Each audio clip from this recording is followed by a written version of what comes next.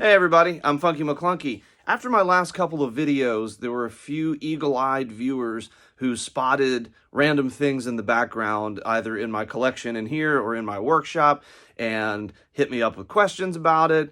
And I figured maybe I'd just make a couple of videos touring my collection. I've seen other people do that. I don't have the hugest collection in the world.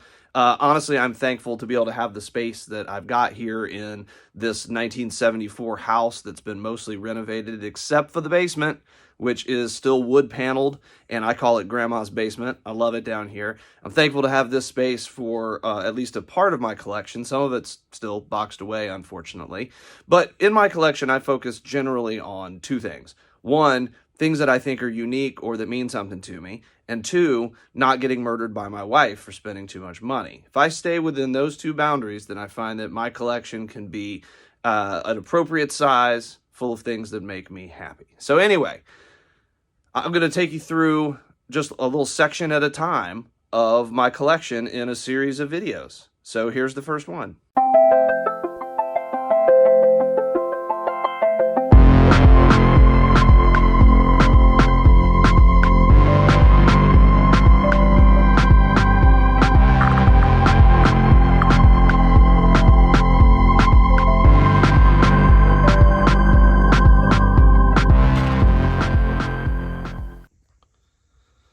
All right, we're going to start here with one of my Tatooine shelves. I have a few in my collection, but this one I really like because it represents a good cross-section of original Kenner figures and just the wealth of custom figures made by various designers over the last few years. And on this shelf, we have the Mos Eisley Cantina, and then we also have just like a Land of the Jawas over here with some random figures. And apologies in advance, my camera work is not going to be amazing. I don't have the time or the patience to, edit something super crazy perfect together. So it's just going to be what it is. Sorry about that. Anyway, just as a refresher, the original Kenner line of figures only had 4 Cantina aliens in it. 5 if you count the 2 different variations of Snaggletooth. We got the red guy, we got the blue guy.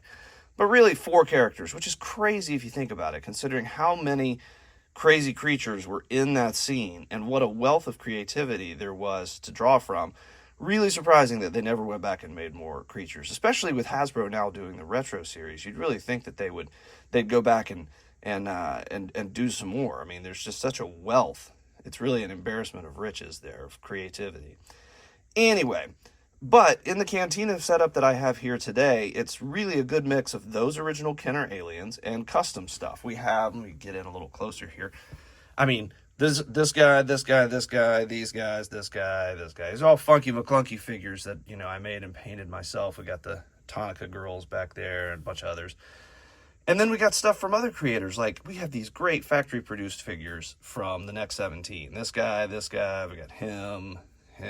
There's another little guy back, another guy way in the back there. And then we've got Trash Compactor Customs, Vivid Motion. I love this figure. This one's one of my favorites right here. I told you the camera work wasn't going to be great. This is great.